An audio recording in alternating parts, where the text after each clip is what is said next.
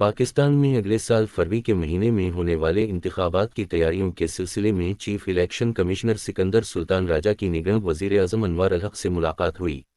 Election commission of Pakistan کی جانب سے جاری اعلامیے کے مطابق ملاقات میں چیف الیکشن کمشنر نے وزیر اعظم کو انتخابات کی تیاریوں کے حوالے سے آگاہ کیا۔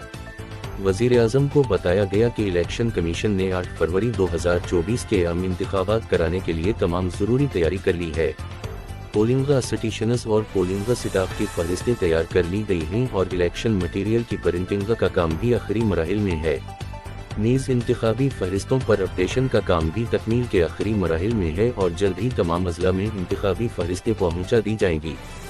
بیان کے مطابق چیف الیکشن کمشنر نے بتایا کہ الیکشن کمیشن بروقت انتخابات کے انعقاد اور انتخابی شیڈول کے جاری کرنے کا کماح پابند ہے اور انشاءاللہ اپنی آئینی ذمہ داری کو خوش اسلوبی سے سر انجام دے گا۔ چیف الیکشن کمشنر نے وزیر اعظم کو عام انتخابات کی تیاریوں کا جائزہ لینے کے لیے الیکشن کمیشن کا دورہ کرنے کی دعوت بھی دی۔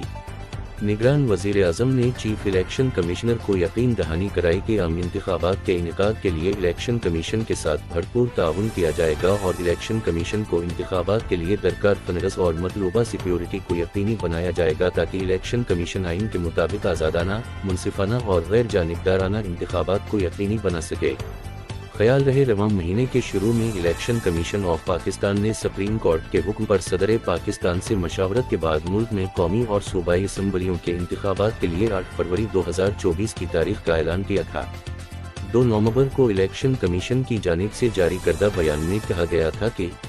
چیف الیکشن کمشنر سکندر سلطان راجہ کی سربراہی میں کمیشن کے ارکان نے صدر پاکستان سے الیکشن کی تاریخ کے سلسلے میں ملاقات کی جس میں متفقہ طور عام انتخابات کے لیے 8 فروری کی تاریخ طے کی گئی۔